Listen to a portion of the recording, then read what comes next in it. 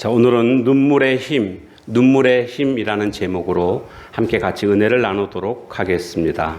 우리나라는 유교적 전통이 강한 나라입니다. 그래서 우는 것을 절제시킵니다.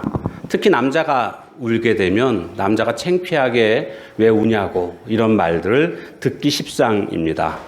유교에서는 남자가 태어나면 3번 울어야 된다. 첫 번째로는 태어날 때 울고, 두 번째는 부모님 돌아가셨을 때 울고, 세 번째는 임금님 돌아가셨을 때 울어라, 이렇게 가르치기도 했습니다. 그러나 사실 알고 보면 남자들이 눈물샘이 더 여자들보다 더 크다고 합니다. 그렇기 때문에 남자들이 더 많이 울어야 됩니다. 자기 감정을 속이고 억제시키게 되면 그것이 슬픔과 한이 쌓여서 그것이 몸속에서 독소를 만든다고 합니다. 이것은 제가 말씀드리는 게 아니라 세계적인 암 전문의인 이병욱 박사님이 하신 말씀입니다. 그가 쓴 책 울어야 삽니다라는 책에 보면 몸 안에 쌓여있는 어떤 분노, 한, 화, 미움, 슬픔, 이런 모든 것들을 눈물에 담아서 펑펑 쏟아내게 되면 독소가 빠진다고 합니다. 반면에 그런 것들을 쏟아내지 않으면, 즉 울지 않으면 그것이 독소가 돼가지고 몸에 쌓인다는 겁니다. 그 독소들을 해소하지 못하게 되면 마음의 병과 함께 육신에도 암이라는 종양 덩어리가 생겨나게 된다라고 그렇게 쓰여져 있습니다. 그래서 마음의 병과 육신의 병을 고치는 최고의 방법은 마음의 빗장을 풀고 실컷 울어라, 이렇게 말하고 있습니다. 황수관 박사님은 실컷 웃어라 이렇게 가르치시는데, 이병욱 박사님은 또 실컷 울어라, 그러니까 울고 웃으면 우리가 건강하게 살 수 있겠구나, 이런 생각을 해보게 됩니다. 좀 더 구체적으로 말씀드리면 면역 항체인 글로불린 G라는 게 있는데, 이 항체가 울게 되면 2배 이상 증가된다고 합니다. 그래서 암세포를 억제하고 또 감소시킵니다. 그리고 또 독소를 중화시키고 병원균이 인체세포에 접합하는 것을 사전에 차단한다고 합니다. 또 소화기관에도 원활하게 작용을 하고, 또 목 놓아 울게 되면 복근과 장이 운동을 시작해가지고 그 기능이 아주 좋아진다고 합니다. 심지어는 울게 되면 혈액순환이 잘 돼가지고 피부 미용에도 좋답니다. 그래서 일본에서는 실제로 여성들에게 눈물 치료를 통해서 피부 미용을 하고 있기도 합니다. 감정의 바다에서 웃음이 파도에 비유한다면 울음은 해일에 비유한다고 할 수가 있습니다. 해일은 쓰나미죠. 그만큼 울음이 훨씬 더 강한 작용을 한다라는 것을 생각해 볼 수가 있습니다. 마음속 깊은 곳에 이렇게 가라앉아 있던 것들, 남에게 들키고 싶지 않아서 숨겨놓았던 것들, 이런 것들이 완전히 다 끌어올려져는 한 번의 어떤 울음, 눈물을 통해서 영혼이 정화되는 그런 것들을 경험하게 됩니다. 실제로 우리가 정말 힘들고 어려울 때 목 놓아 울게 되면 카타르시스를 느끼는 것을 우리는 경험하게 됩니다. 그래서 울고 싶을 때 울고, 웃고 싶을 때 웃는 것, 그것이 우리의 정신 건강뿐만이 아니라 육체 건강에도 아주 직접적으로 연결되어 있다는 것을 알 수가 있습니다. 저는 한번 여쭤보고 싶습니다. 예수님을 처음 만났을 때 여러분 웃었습니까? 우셨습니까? 많은 분들이 아마 우셨다 이렇게 대답을 하시는데 맞습니다. 물론 예수님을 만나서 기쁘고 감사하기도 하지만 예수님을 만나는 과정에 꼭 필요한 것이 회개거든요. 내 죄를 보게 되고 그 죄 때문에 울게 되는 과정들이 반드시 있음을 우리는 보게 됩니다. 저도 중학교 2학년 때 예수님을 만나게 됐습니다. 그 전까지는 전혀 죄인이라는 것을 생각하지 않았었습니다. 그런데 예수님이 그날 저를 만나 주셨고, 저는 저의 죄가 그렇게 못된 죄였는가를 그때 깨닫게 되었고 펑펑 울었던 기억이 납니다. 그리고 그 주님이 내 죄를 사해 주시기 위해서 십자가의 고통을 담당하셨고, 그곳에서 엘리 엘리 라마 사박다니 울부짖으시는 주님의 음성이 마음으로 울리게 되었고, 그래서 견딜 수 없어서 가슴 찡한 눈물을 흘렸던 그런 기억이 있습니다. 그런데 문제는 뭐냐면 오늘날 우리가 정말 십자가 바라보면서 눈물을 흘렸던 때가 언제였던가, 이런 생각을 해보게 됩니다. 내 죄 때문에 이 더러운 죄를 바라보면서 주님 앞에서 참회의 눈물을 흘렸던 적이 언제였던가. 찬양을 부르며 그 주님의 은혜와 사랑 앞에 감사하다가 너무 그것이 지나쳐서 정말 감사의 눈물을 흘렸던 적이 언제였던가. 우리는 그런 생각들을 해보게 되면 우리들의 그 마음이 어느 순간인가 메말랐고 강팍해지지 않았는가, 이런 생각을 해보게 됩니다. 예수님께서는 눈물이 메마른 오늘날의 그리스도인들을 향해서 이렇게 말씀하십니다. 너희를 향하여 피리를 불어도 너희가 춤추지 않고 우리가 곡하여도 너희가 울지 아니한다. 이 무슨 의미입니까? 당연히 피리를 불면 춤추고 곡을 하면 울어야 되는데 그렇게 안 할 만큼 영성이 메말랐고 감정이 메마른 그런 오늘 우리들의 모습이라는 것을 말씀하고 있는 것입니다. 어느 권사님이 새벽 기도 때마다 그렇게 우시더랍니다. 이게 부흥 강사님한테 제가 들은 얘기인데요. 새벽 기도 때마다 그렇게 막 우시는데 왜 이렇게 우실까? 궁금하잖아요. 이 울어도 그 어느 정도껏 우셔야 되는데 너무 심하게 우시니까, 그래서 궁금해가지고 또 여쭤봤답니다. 무슨 큰일이 벌어졌나? 사고가 났나? 누가 돌아가시려고 하나? 궁금해가지고 이렇게, 이제 그 부흥 강사님이 하신 얘기인데 본인 교회 얘기입니다. 본인. 자기네 교회 권사님이 그렇게 우시더라는 거예요. 그래서 목사님의 입장에서는 그렇게 우시면 덜컥하거든요. 안 그렇겠습니까? 그래서 아유, 무슨 일이 계신가? 그래가지고 그 권사님 하면서 왜 이렇게 새벽에 이렇게 우시냐고 그랬더니 뭐 그때 당시에 드라마가 사랑이 뭐길래인가 그 주인공이 너무 불쌍해가지고 그래서 우셨다고 그 얘기를 하시더라고요. 너무 불쌍해서. 그런 울음 말고요. 정말 주님의 사랑이 느껴질 때 잠을 자려고 누웠는데 주님의 사랑이 가슴에 막 들어오는 겁니다. 잠이 안 옵니다. 그래서 막 눈에서 이렇게 막 눈에서부터 눈물이 막 이렇게 흐르게 됩니다. 베개를 적시는 그런 눈물. 그런 눈물이 좀 우리에게 좀 있어야 되지 않겠습니까? 예수님도 눈물을 흘리시는 모습을 보게 됩니다. 우시는 모습을 보게 됩니다. 오늘 이 시대에 정말 필요한 것은 바로 예수님의 눈물이 필요하겠구나.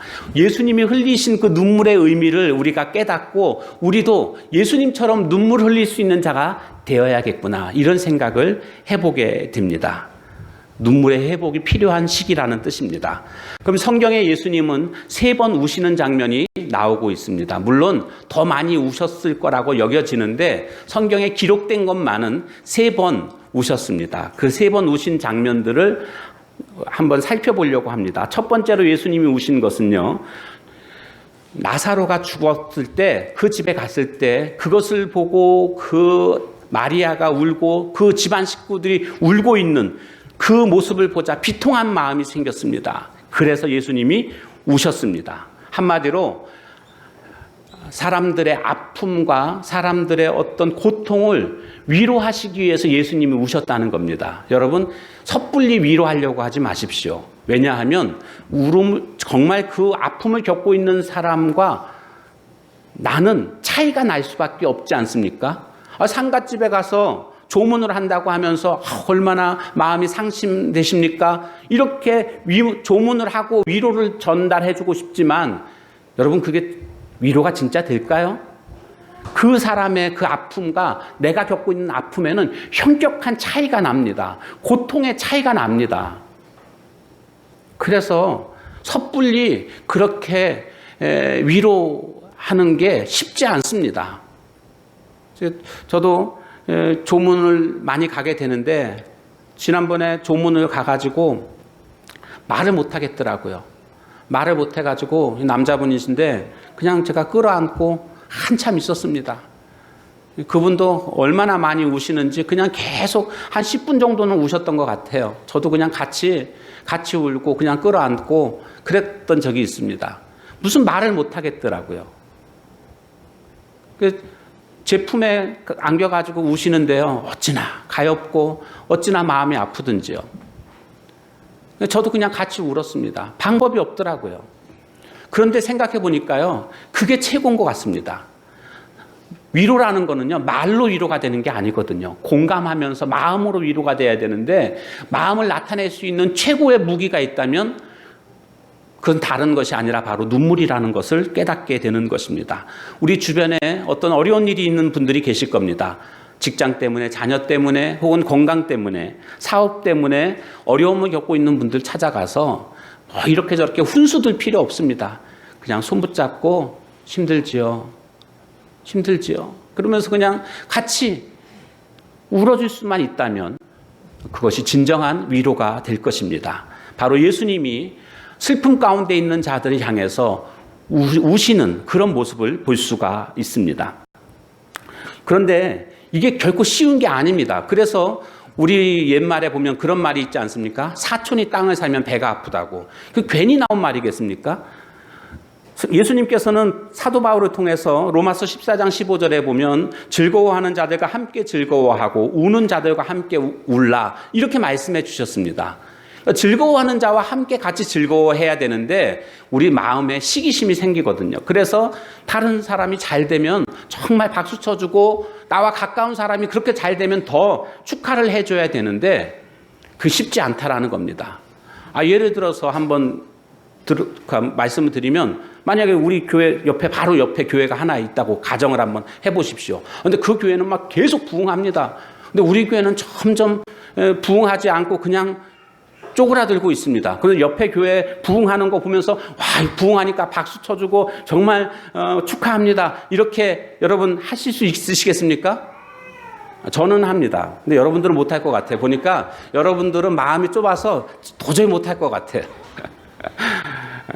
저도 힘들죠. 쉽지 않습니다. 그러나 기도하면서 마음 다스리면 할 수 있겠죠. 그러나 우리의 본성으로는요, 시기심이 생깁니다. 그래서 정말 축하해 주는 것이 쉽지 않습니다. 오늘 우리가 예수님의 그 눈물의 의미를 우리가 바로 알아야 되겠습니다. 다른 사람의 아픈 부분들이 있을 때 그냥 외면할 것이 아니라 함께 울어줄 수 있는 바로 그것이 그 사람의 그 고통을 이해해주고 힘을 주고 위로해주는 그런 눈물이라는 것입니다. 자, 그런가 하면 예수님은 두 번째 어디에서 또 눈물을 어떤 모습으로 우리에게 보여주셨냐면 오늘 본문입니다. 누가복음 19장 41절 보면 예수님 예루살렘 성을 바라보시면서 우셨습니다. 왜 우셨는가? 지금 예수님이 예루살렘 성에 처음에 들어가실 때는요, 호산나 하면서 그 백성들이 환영을 했습니다. 기쁨이 충만했던 성이었습니다. 그리고 이 예루살렘이라는 말 자체가 평화의 성이라는 뜻을 가지고 있습니다. 그래서 평화가 가득한 성이었습니다. 하나님이 선택하신 곳이었습니다. 그런데 이게 변질이 되기 시작합니다. 폭력이 난무하고 악한 도시가 됐습니다. 구원자로 오신 예수님을 어떻게 하면 제거할까 궁리하고 예수님을 쫓아다니는 음모가 난무하는 그런 성이 돼버렸습니다. 이미 벌써 많이 짓밟혀 있고 앞으로 AD 70년에 로마의 티투스 장군에 의해서 완전히 예루살렘 성이 돌 위에 돌 하나도 남지 않게 다 무너지게 되는 그런 일들이 있을 것입니다. 예수님은 이것을 다 알고 계셨습니다. 그래서 선택받은 평화의 성이 무너질 것을 바라보시니까 예수님은 그 성을 바라보시면서 우셨던 것입니다. 오늘 우리가 살고 있는 용인시와 대한민국을 우리가 바라볼 때에 여러분 어떤 생각이 드십니까? 목회자가 10만 명인데 오늘은 무속인들이 6배가 되는 60만 명이 활보하고 있습니다. 그리고 유력한 일간지마다 오늘의 운세가 게재되고 있고 유명한 무속인들은 광고를 하면서 손님들을 모으고 있는 모습들을 보게 됩니다. 060 전화를 통해서도 집에서도 얼마든지 무속인을 만나서 점을 칠 수 있는 그런 시스템이 되어져 있습니다. 이 나라가 점점 우상숭배하고 하나님이 싫어하시는, 하나님이 가장 싫어하시는 그런 행위들이 난무하고 있는 모습들을 볼 수가 있습니다. 그런가 하면 이 나라가 지금 점점 올바른 곳으로 가기보다는 잘못된 쪽으로, 물론 다 그런 것은 아니지만 잘못된 쪽으로 이렇게 치우치고 있는 모습들을 보게 됩니다. 김정은 위임맞이 환영단 뭐 이런 모임이 있고, 그래서 김정은은 위인이다 이렇게 이야기를 합니다. 저는 진보가 잘못됐다라고 지금 말씀드리는 게 아니고요. 이 사람들은 진보가 아닙니다. 말이 진보지 이름은 진보입니다. 한국 대학생 진보연합 그렇게 만들었지만 이런 사람들은 진짜 진보 측에서도 이런 사람들은 환영받지 못합니다. 무슨 김정은이 무슨 위인입니까? 그러면서 그 광화문에서 그 프랭카드 걸어놓고 나는 공산당이 좋아요 막 외치고 막 그러지 않았습니까? 그런가 하면 향린교회에서 김정은은 왜 위인인가 세미나를 열었고 연구 발표를 했습니다. 거기 연구 발표한 거 보면은요, 내용들이 보면 위인 김정은의 음악 정치, 위인 김정은의 헌신성, 위인 김정은의 민족애, 위인 김정은의 겸손성, 뭐 이런 주제로 연구 발표하고 있는 이런 모습들을 보게 됩니다. 그러니까 지금 한국이 잘못되고 있어도 한참 잘못되고 있는 그런 모습들을 볼 수가 있습니다. 그런가 하면 반기독교적인 분위기가 형성되어져 있습니다. 그래서 얼마 전에는요, 용인시 시장 명의로 교회 세무조사가 들어왔습니다. 원래 세무조사라는 것은 무슨 문제가 있을 때 세무조사 들어가는 것 아닙니까? 그래서 나라에서 어떤 기업을 좀 이렇게 손보고 싶을 때 세무조사하고 그렇게 되는 것을 보게 되는데요.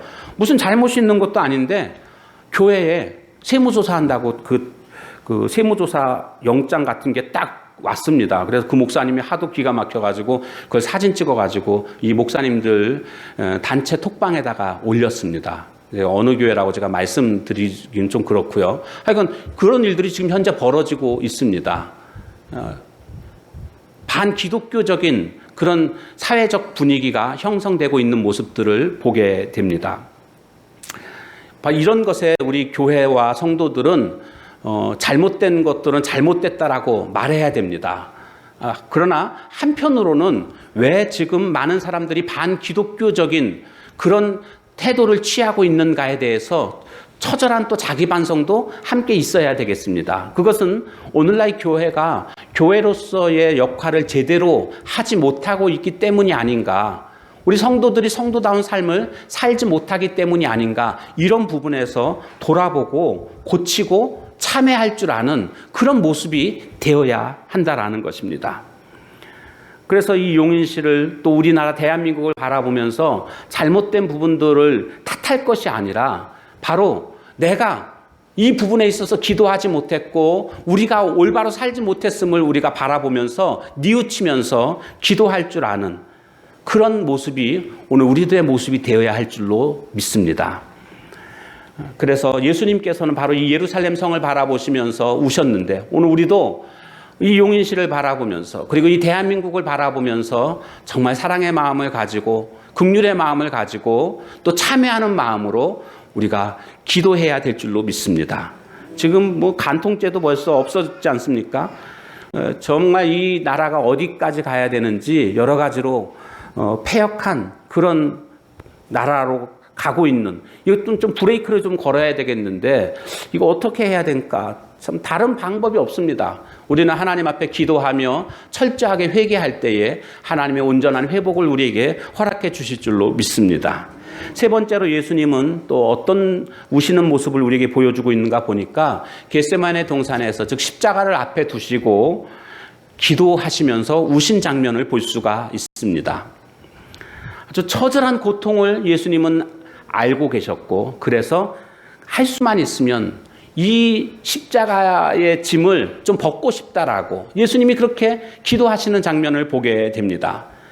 얼마나 간절히 기도하셨던지 누가복음에 가보면 예수께서 심속에서 더욱 간절히 기도하시더니 땀이 땅에 떨어지는 핏방울 같더라 이렇게 말씀하고 있습니다. 그만큼 예수님이 간절하게 기도하시는 장면을 볼 수가 있습니다. 자, 그런데 예수님께서는 왜 지금 기도하시면서 우셨는가? 이 기도는 무슨 기도입니까? 지금 십자가를 지시는 것은 왜 지시는 겁니까? 인류를 구원하시기 위함이라는 겁니다. 오늘 나를 구원하시기 위해서 십자가를 지시는 그 과정들을 잘 감당하시기 위해서 기도하시면서 또한 우시는 장면을 우리가 볼 수가 있습니다. 로마서 5장 8절 말씀에 보면 우리가 아직 죄인 되었을 때에 그리스도께서 우리를 위하여 죽으심으로 하나님께서 우리에 대한 자기의 사랑을 확증하셨다라고 말씀하고 있습니다. 제가 중학교 2학년 때 이 말씀을 듣게 되었고 이 말씀으로 말미암아 거듭나는 구원받게 되는 말씀이 되었습니다. 우리가 아직 죄인 되었을 때에 저는 그 전까지는 이게 무슨 말씀인지 의미를 못 알았어 깨닫지 못했었습니다. 그런데 그날 이 말씀이 깨달아졌습니다. 우리가 아직 죄인 되었을 때, 즉 우리가 사랑받을 만한 의인의 모습이 아니고 죄인의 모습임에도 불구하고 하나님이 우리를 사랑하셨다는 겁니다. 사랑할 만한 자격이 없는 자임에도 불구하고 사랑하셨다는 겁니다. 그래서 예수님을 이 땅에 보내주셨고 예수님을 믿는 자마다 구원을 얻게 된다라는 이 진리의 말씀이 마음속에 깊이 들어왔습니다. 이 말씀이 들어오게 되자 얼마나 많이 회개하면서 울었는지 모릅니다. 이 하나님의 사랑을 알지 못하고 내 마음대로 내 멋대로 살다가 이제 하나님의 사랑을 깨닫게 되어서 참 많이 회개하고 밤을 새워서 그렇게 울다가 새벽이 밝아왔을 때 얼마나 기쁘든지요. 처음에는 울었는데요. 나중에는 기쁘더라고요. 그래서 그렇게 기쁘게 되니까 하나님의 사랑이 무엇인지를 알게 되니까 제 마음속에 모든 게 다 사랑으로 느껴지더라고요. 돌멩이 풀 한 포기도 다 사랑스럽고요. 누가 그때 저를 한 대 딱 때려도요. 그냥 싱긋 웃게 되는 그런 분위기 여러분 기억 아시겠죠? 예, 그런 상태가 되더라고요. 막 날개가 없어서 그렇지 날개만 있으면 날아갈 수 있는 그런 느낌이더라고요. 얼마나 기쁘고 가볍고 감사하고 그런지 모릅니다. 하나님의 사랑 때문이었습니다. 그 사랑을 알게 되니까 그 하나님께서 나를 자녀 삼아 주신 것을 알게 되니까 이것이 얼마나 기쁘고 감사한지요. 그 하나님의 사랑 그리고 하나님 나라 백성 된 것 이것이 너무나 크게 느껴졌습니다. 영상을 하나 같이 보도록 하겠습니다. 굿, 점사, 테마, 연고치고 또 제자도 키워나가는 그런 일을 했었죠. 집안 전체가 무속 집안이죠. 제가 먼저 신을 받고 그러면서 26년간 그러니까 11월 달에 주님을 만나기 전까지 무속 생활을 해왔습니다.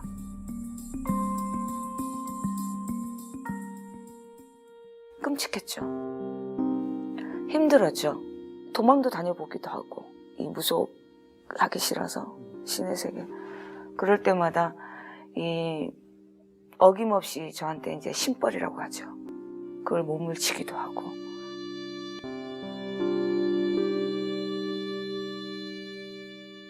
혼자 이제 바위에서 기도를 하고 있는데 기도 다 끝나고 일어서는 순간에 바위에서 큰 십자가가 광채를 내면서 저를 바라보고 있었어요. 그때 제가 다리에 힘을 풀리면서 정말 아무 생각이 안 났었어요. 이게 뭐지? 너무 놀라서 혼자 고민을 하다가 가만히 집에 있다가 그냥 무의식적으로 TV를 틀었어요. 제가 TV를 트는데 이제 계속 아무 생각 없이 그냥 채널만 돌리고 있는데 CTS 콜링갓 그거 하는 프로가 나왔었어요. 그래서 전화를 누르기 시작했어요. 근데 진짜로 마지막 통화 콜링가 브라임방 목사님하고 통화가 된 거예요. 갑자기 목사님이 저 말하는 걸 따라하라고.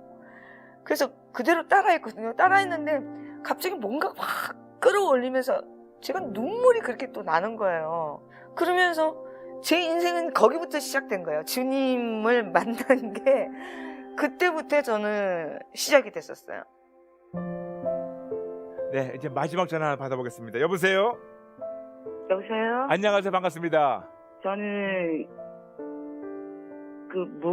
무속인이에요. 기도하면서 뭐 십자가가 보이고 하나님 계시다는 게 느껴져요. 할렐루야, 할렐루야. 저희 죄를 용서해 주시고 하나님의 자녀로 받아주세요. 하나님의 자녀로 받아주세요. 이 순간부터 영원토록 이 순간부터 영원토록 오직 예수님만을 오직 예수님만을 저희 주님과 주시니까 구세주를 올려드립니다. 구세주를 올려드립니다.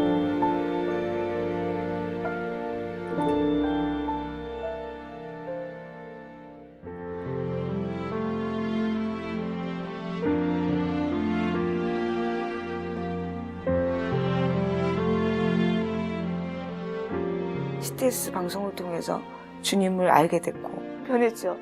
완전히. 그 세계에 있었을 때는 정말 너무너무 칙칙하고 어두웠다면 같이 거룩해진다는 느낌, 아름다워진다는 느낌. 그래서 너무 좋았어요. 너무 좋고 지금. 그리고 너무 행복해요. 한 사람 한 사람 만날 때마다 얘기해주고 싶어요. 주님이 살아계시다는 거.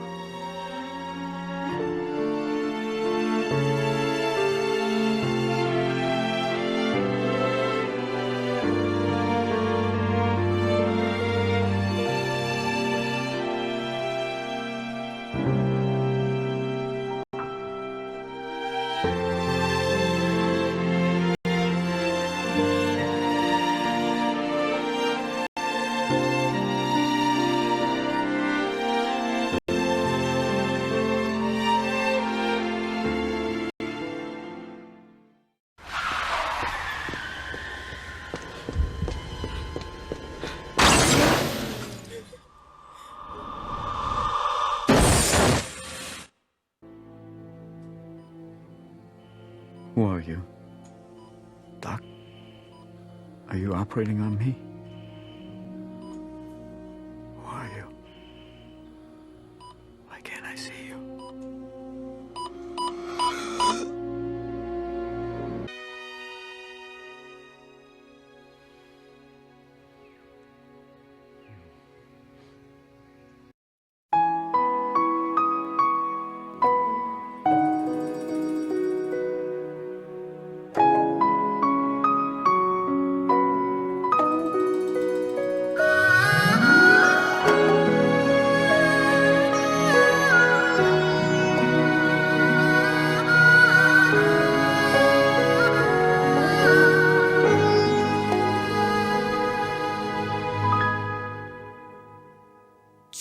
주님이 홀로 가신 그 길 나도 따라가오.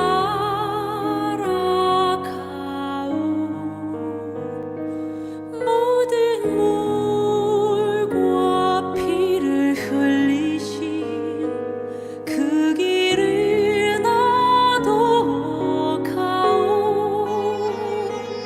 험한 산도 나는 괜찮소.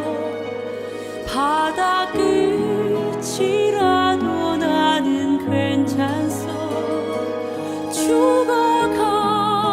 죽어가는 저들을 위해 나를 버리길 바라오. 아버지 나를 보내주오. 나는 달려가겠소.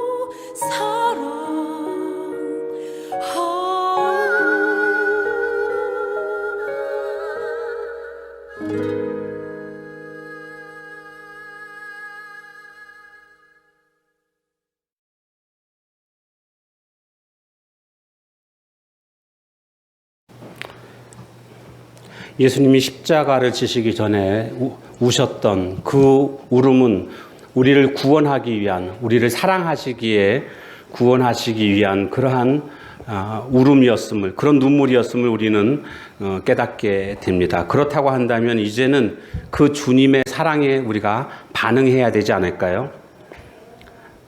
어떻게 반응하는 것이 주님의 사랑에 대한 가장 큰 보답일까요?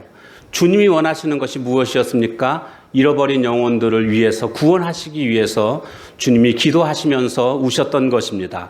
그렇다고 한다면 오늘 우리들도 바로 영혼을 구원하는 일, 바로 이것이 교회의 사명이자 오늘 성도들에게 주어진 사명인 줄로 믿습니다.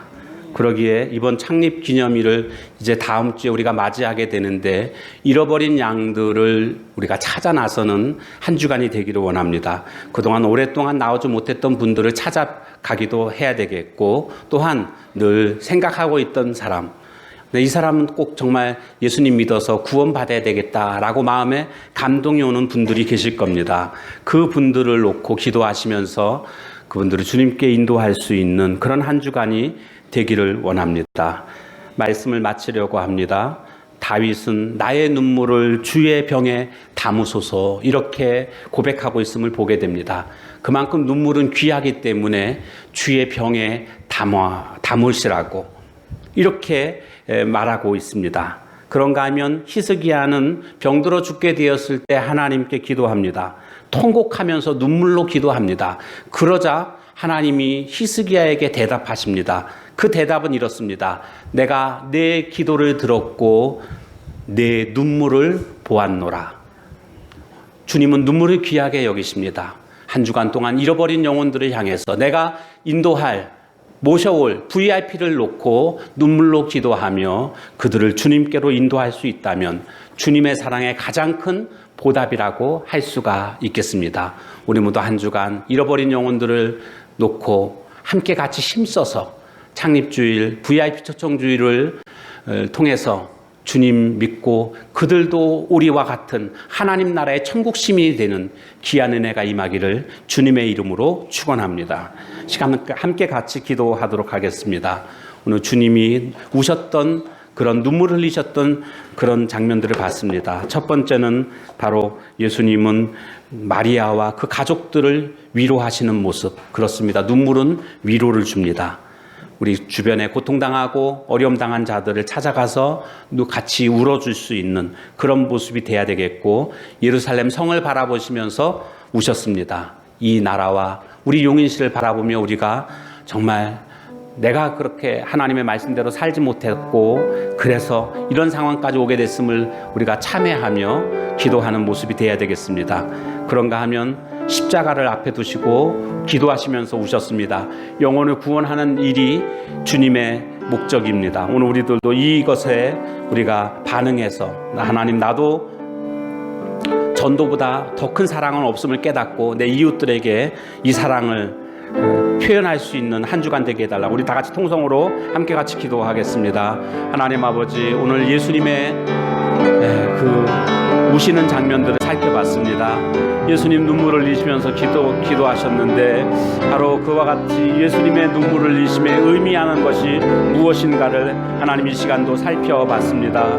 주님, 오늘 예수님께서 나사로의 그 의들을 위로해 주셨던 것처럼 하나님, 오늘 우리들도 우리 주변에 힘들고 어려워하는 자들을 찾아가 위로해 줄 수 있는 위로의 사람들 되게 하옵소서.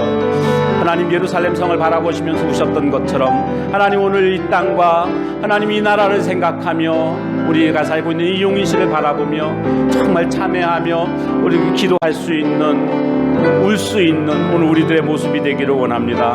하나님, 이 약한 도시가 거룩한 도시가 될 수 있도록 하나님 함께 해주시고 정말 여호와를 하나님으로 인정하는 그런 나라가 될 수 있도록 하나님 은혜 베풀어 주시옵소서. 순교자들 피로 말미암아 이 나라가 세워진 줄로 믿습니다. 이 나라가 하나님이 정말 기뻐하시는 모습들로 그렇게 되어질 수 있도록 하나님 은혜 베풀어 주옵소서. 하나님 영혼 구원하시기 위해서 기도하시면서 우셨던 예수님처럼 오늘 우리들도 영혼을 구원하기 위해서 함께 같이 기도하며 울 수 있는 오늘 우리들의 심령이 되게 하옵소서. 인도해 주실 주님을 기대하며 예수님의 이름으로 기도합니다. 아멘. 하나님 감사합니다. 오늘 예수님의 세 가지 우시는 장면들을 통해서 그 우실 때에 흘렸던 그 눈물이 어떤 의미를 가지고 있는가를 이 시간도 함께 살펴봤습니다. 주님, 오늘 우리도 주님의 눈물을 흘릴 수 있는 저희들 되게 하옵소서. 특별히 잃어버린 영혼들을 향한 눈물이 있게 하시고 그들을 주님께로 인도하는 것이 주님에 대한 가장 큰 보답임을 깨닫고 한 주간 눈물로 기도하며 그들을 주님께로 인도할 수 있는 충성된 하나님의 일꾼들 삼아 주옵소서. 예수님의 이름으로 기도합니다. 아멘.